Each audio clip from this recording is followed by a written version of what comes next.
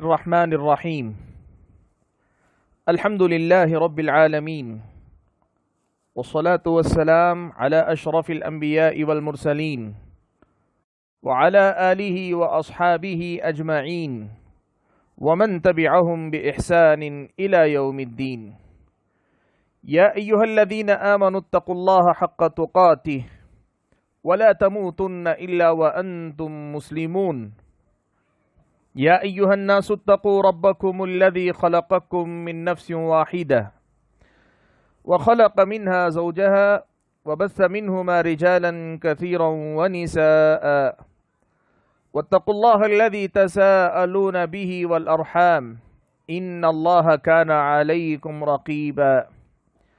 يا أيها الذين آمنوا اتقوا الله وقولوا قولا سديدا يصلح لكم أعمالكم ويغفر لكم ذنوبكم ومن يطع الله ورسوله فقد فاز فوزا عظيما أما بعد فأعوذ بالله من الشيطان الرجيم بسم الله الرحمن الرحيم إن تجتنبوا كبائر ما تنهون عنه نكفر عنكم سيئاتكم وندخلكم مدخلا كريما وقال تبارك وتعالى أيضا الذين يجتنبون كبائر الإثم والفواحش إلا اللمم. محترم حضرات اور خواتین اسلام، نیکی کے احکام اور مسائل، اس سلسلے کی مختلف اہم باتیں ہم اور آپ سنتے چلے آئے. ہم نے اب تک متعدد اور متفرق ایسے مسائل سنے ہیں جن مسائل کا نیکی کی فقہ یا نیکی کی سمجھ اور نیکی سے متعلق اسلامی شریعت کے احکام اور مسائل سے بڑا گہرا ہے. آج آپ کے سامنے میں نیکی کے بعد برائی سے متعلق کچھ مسائل کا تذکرہ شروع کرنے جا رہا ہوں. یعنی حسنات کا تذکرہ تو ہوا، اب سیئات کا بھی کچھ تذکرہ کرتے ہیں. اس لیے کہ آپ کو یاد ہوگا ہم نے گزشتہ سال جب یہ سلسلہ شروع کیا تھا تو ایک درس یہ بھی آپ کے سامنے رکھا گیا تھا کہ برائی کا ارادہ کر لینے کے بعد اگر کوئی آدمی برائی سے رک جاتا ہے تب بھی ایک نیکی لکھی جاتی ہے. تو اس حوالے سے نیکیوں کے احکام اور مسائل کی سمجھ ہماری اسی وقت مکمل ہو سکتی ہے، پوری ہو سکتی ہے، جب ہم اور آپ نیکی کی سمجھ کے ساتھ ساتھ برائیوں سے متعلق، حسنات کے ساتھ ساتھ سیئات سے متعلق بھی اسلامی شریعت کی کچھ بنیادی باتوں کو جاننے کی کوشش کریں. آج اسی سلسلے میں آپ کے سامنے سیئات یا برائیوں سے متعلق پہلا اور بنیادی مسئلہ ذکر کرنے جا رہا ہوں، اور وہ مسئلہ یہ ہے کفر و شرک کے بعد،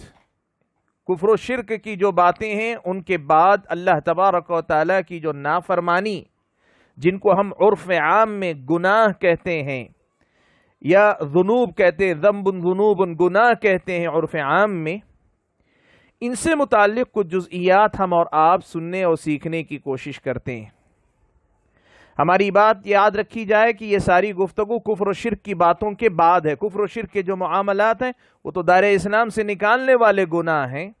دائرہ اسلام سے باہر لے جانے والی باتیں ہیں، لیکن ہم ان کی طرف نہیں گئے ہیں. ہم جس طرح نیکیوں سے متعلق احکام اور مسائل کو سنتے سمجھتے آئے ہیں، ایسے ہی کفر سے کمتر درجے کے جو گناہ ہیں ان گناہوں سے متعلق اسلامی شریعت کی کچھ تعلیمات اور ان گناہوں سے متعلق اسلامی شریعت کی کچھ ہدایات کو سننے سمجھنے کی کوشش کر رہے ہیں. اس سلسلے میں سب سے پہلا اور بنیادی مسئلہ جو ہم اور آپ کو سمجھنا چاہیے وہ یہ کہ قرآن و سنت کے اندر ایک مسئلہ وضاحت کے ساتھ آیا ہے، وہ یہ کہ بندوں کے جو گناہ ہوتے ہیں ان کی دو قسمیں ہوتی ہیں. ایک گناہ کبیرہ اور دوسرے گناہ صغیرہ، یعنی بڑے گناہ اور چھوٹے گناہ. قرآن مجید کی آیات میں اس بات کا صراحت کے ساتھ تذکرہ ہے کہ گناہوں میں کچھ بڑے گناہ ہوتے ہیں۔ جو آیت کریمہ میں نے آپ کے سامنے حمد و صلات کے بعد پڑھی، اس میں اللہ تبارک و تعالی نے کبائر کا تذکرہ کیا کہ کچھ گناہ بڑے گناہ ہوتے ہیں۔ ان تجتنبوا کبائر ما تنہون عنہ، اگر تم بچ جاؤ ان گناہوں میں سے بڑے گناہوں سے جن سے تمہیں روکا جاتا ہے، نکفر عنکم سیئاتکم، تو تمہارے بقیہ گناہ یعنی جو چھوٹے رہ جاتے ہیں ان گناہ کو ہم ویسے ہی مٹا دیتے ہیں۔ دوسری آیت میں اللہ نے فرمایا الذین یجتنبون کبائر الاثم والفواحش الا اللمم، وہ لوگ جو گناہ کبیرہ سے بلکہ گناہ کبیرہ میں بھی اور بڑے گناہوں سے بچتے ہیں سوائے چھوٹے چھوٹے گناہوں کے۔ تو اللہ تبارک و تعالی نے قرآن مجید کے اندر گناہ کبیرہ کا تذکرہ فرمایا ہے۔ آپ یہ بات یاد رکھیں کہ اسلامی شریعت میں گناہ کبیرہ اور گناہ صغیرہ ان دونوں کی پہچان متعین ہے۔ خود پیارے نبی صلی اللہ علیہ وسلم نے ایک سے زائد حدیث میں کبائر کا تذکرہ کیا، جیسے آپ نے کہا من الکبائر شتم الرجل والدیہ، کہ بڑے گناہوں میں سے یہ بات بھی ہے کہ آدمی کوئی اپنے ماں باپ کو گالی دے۔ صحابہ نے پوچھا اللہ کے نبی کوئی اپنے ماں باپ کو گالی کیسے دے گا؟ کہا کہ ایسے ہوتا ہے کہ وہ سامنے والے کے ماں باپ کو گالی دیتا ہے تو سامنے والا پلٹ کر اس کے ماں باپ کو گالی دیتا ہے، تو گویا وہ سبب بن گیا اپنے والدین کے گالی کھانے کا، گالی دیے جانے کا، تو گویا اس نے خود گالی دی ہے۔ من الکبائر، گناہ کبیرہ میں سے ہے۔ تو قرآن و سنت کے اندر یہ بات بڑی وضاحت کے ساتھ آئی ہے کہ گناہ کبیرہ جو ہوتے ہیں، گناہ کبیرہ بھی ہوتے ہیں اور وہیں گناہ صغیرہ بھی ہوتے ہیں۔ سوال یہ ہے کہ ہم ان کی پہچان کیسے کریں، اس لیے کہ صغیرہ سے متعلق کچھ احکام اور مسائل ہیں اور کبیرہ سے متعلق کچھ احکام اور مسائل ہیں۔ دونوں کی پہچان متعین ہو تبھی تو ان سے متعلق احکام بھی سمجھ میں آئیں گے۔ تو اس لیے ہم سب سے پہلے اسی مسئلے پر بات کرتے ہیں کہ یہ گناہ صغیرہ اور گناہ کبیرہ کی پہچان کیا ہے۔ یہ تو بات واضح ہے کہ قرآن و سنت میں صاف طور پر بتایا گیا ہے کہ گناہ کبیرہ بھی ہوتے ہیں اور صغیرہ بھی ہوتے ہیں، لیکن ہم اور آپ کیسے پہچانیں گے کہ کون سا گناہ کبیرہ ہے، کون سا گناہ صغیرہ ہے؟ میں آپ کے سامنے ایک بات بتانا چاہوں گا کہ قرآن مجید میں جس طرح اللہ تبارک و تعالیٰ نے گناہوں کا عام تذکرہ کرنے کے بعد گناہ کبیرہ کا خاص طور پہ تذکرہ کیا ہے، اہل علم نے بھی ایسی ہی کوشش کی ہے کہ کچھ گناہوں کے سلسلے میں دلائل کی روشنی میں ضابطہ بنانے کی کوشش کی کہ کسی گناہ کو گناہ کبیرہ کب کہیں گے۔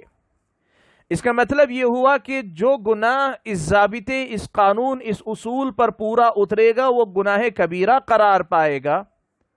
اور جس کے اندر یہ ضابطہ فٹ نہ بیٹھے یا جو گناہ اس ضابطے پہ پورا نہ اترے وہ گناہ صغیرہ شمار کیا جائے گا۔ آپ کے سامنے میں بتا دوں، امام ذہبی رحمۃ اللہ علیہ نے ایک کتاب مستقل الکبائر کے نام سے لکھی ہے، جس میں 70 گناہ کبیرہ امام ذہبی رحمۃ اللہ علیہ نے ذکر کیے ہیں، یعنی 70 ایسے گناہ ذکر کیے ہیں جو گناہ کبیرہ ہیں، امام ذہبی رحمۃ اللہ علیہ نے ذکر کیے۔ اور یہ بات یاد رکھیں آپ کہ یہ کوئی حتمی بات نہیں ہے کہ 70 ہی ہوں گے، لیکن 70 لکھ کر انہوں نے یہ بات کم از کم بتائی ہے کہ جن کو کبیرہ کہا جاتا ہے وہ کون کون سے گناہ ہیں، اور وہ گناہ جو معلوم امام ذہبی رحمۃ اللہ علیہ نے کیے اور درج کیے وہ 70 ہیں۔ تو ایک طریقہ تو یہ ہے کہ امام ذہبی کے الکبائر کی طرف دیکھنے پتہ چل جائے گا کہ کون سا گناہ کبیرہ ہے، اور دوسرا طریقہ یہ ہے کہ ہم اور آپ سلف صالحین کی اس سلسلے میں کی گئی گفتگو کا جائزہ لیں۔ میں آپ کے سامنے علامہ ابن قیم، علامہ ابن تیمیہ رحمۃ اللہ علیہ، امام قرطبی اور حافظ ابن صلاح وغیرہ اور عز ابن عبدالسلام رحمۃ اللہ علیہ، ان جیسے متعدد اہل علم نے جو ضابطے ذکر کیے ہیں ان کا خلاصہ آپ کے سامنے پیش کیے دیتا ہوں۔ اہل علم نے یہ بات ذکر کی ہے کہ دیکھیے کہ گناہ جو ہوتا ہے وہ تو گناہ ہے، لیکن ان گناہوں میں سے کبیرہ گناہ کون سا ہوتا ہے؟ ان گناہوں میں سے کبیرہ گناہ کون سا ہوتا ہے؟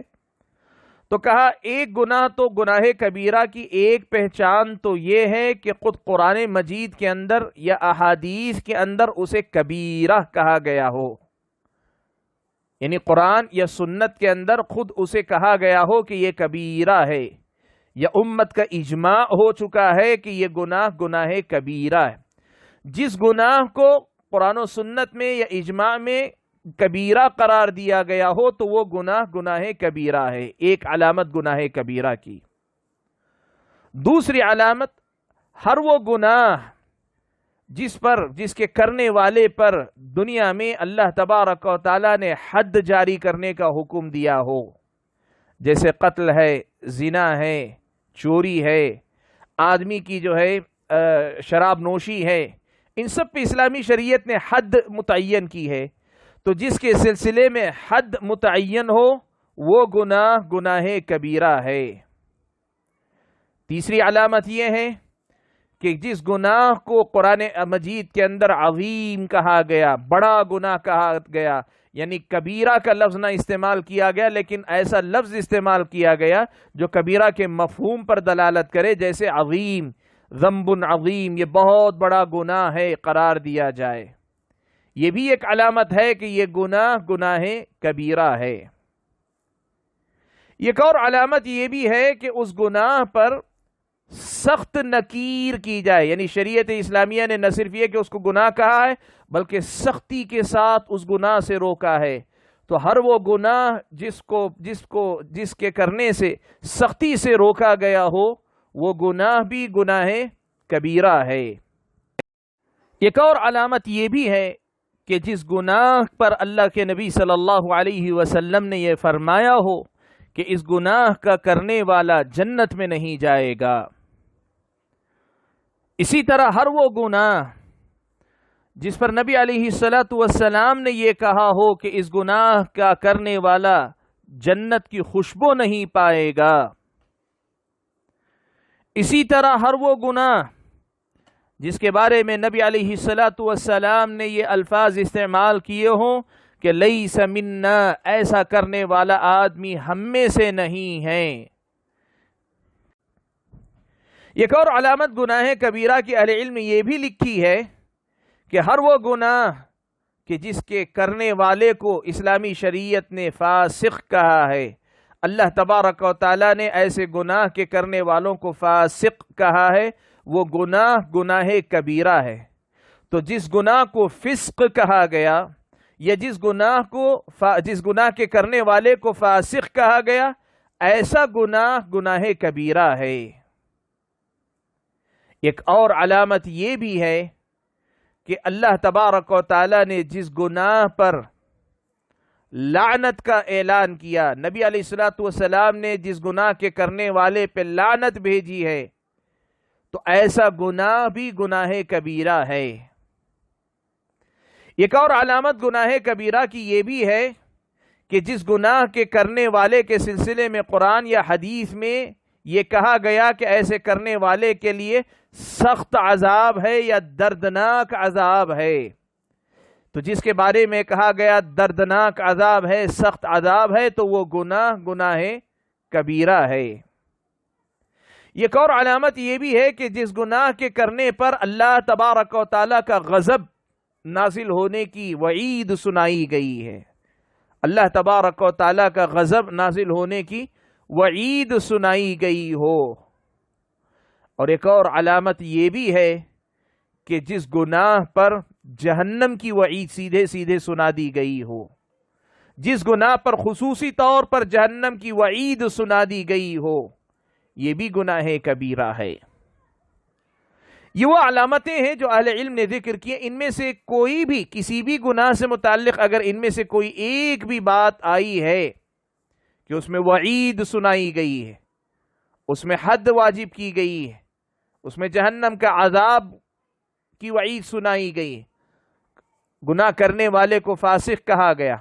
یا اس پر اللہ کی لعنت اترنے یا غضب نازل ہونے کی بات کہی گئی، یا انتہائی سخت عذاب کی وعید سنائی گئی، یا اس گناہ کو گناہ کبیرہ کہا گیا یا پھر اسے گناہ عظیم کہا گیا ہے یا سختی کے ساتھ روکا گیا، ان میں سے کوئی بھی علامت ہو تو یہ علامت ہے کہ یہ گناہ کبیرہ ہے۔ اور اہل علم نے سے بعد نے ایک اور علامت یہ بھی ذکر کی کہ ان کے علاوہ وہ گناہ جن کے بارے میں ایسی کوئی بات نہیں آئی، گناہ تو ہے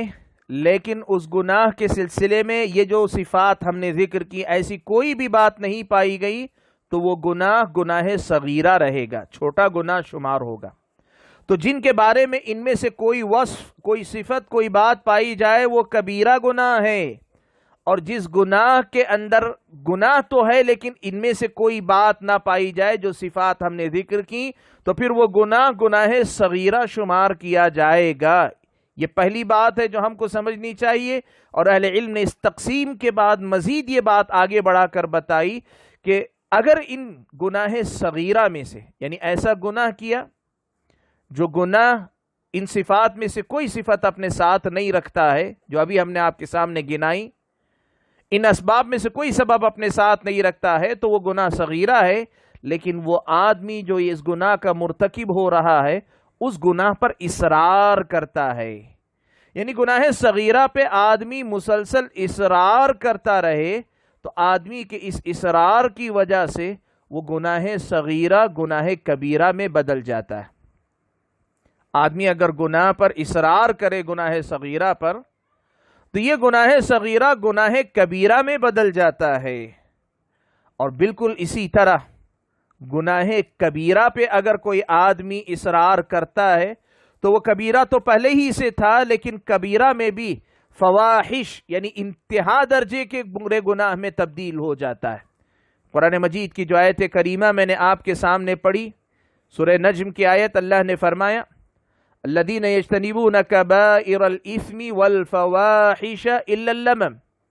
جو لوگ گناہوں میں سے بڑے گناہوں سے اور فواحش سے بچتے ہیں۔ بعض مفسرین نے فواحش کا مفہوم یہ لیا کہ کبائر میں بھی اعلیٰ درجے کے کبائر، گناہ کبیرہ میں بھی اعلیٰ درجے کے کبائر،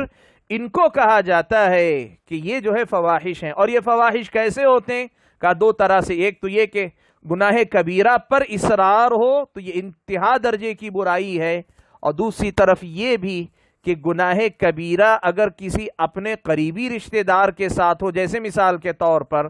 آدمی اگر قتل کرتا ہے تو گناہ کبیرہ ہے، لیکن کوئی اپنے باپ کا قتل کر دے، کوئی اپنی ماں کا قتل کر دے، یہ تو جو ہے بہت بڑا گناہ ہے، تو یہ کبائر سے آگے بڑھ کے فواحش میں داخل ہو جاتا ہے۔ یہ اہل علم نے بیان کیا ہے۔ تو آج کے درس میں جو بنیادی مسئلہ ہم نے آپ کے سامنے شروع کرنا چاہا، جس پر گفتگو شروع کی، وہ مسئلہ یہ تھا کہ دیکھیں کفر و شرک کے بعد جو گناہ کے کام ہیں، ان گناہوں کے سلسلے میں یہ ضابطہ ہم اور آپ یاد رکھیں کہ یہ گناہ دو حصوں میں تقسیم ہوتے ہیں، کبائر اور صغائر۔ یہ تقسیم قرآن و سنت سے ثابت ہے، اس پر امت کا اجماع ہے۔ البتہ پہچان کیسے ہوگی کہ گناہ کبیرہ کون سا ہے، گناہ صغیرہ کون سا ہے؟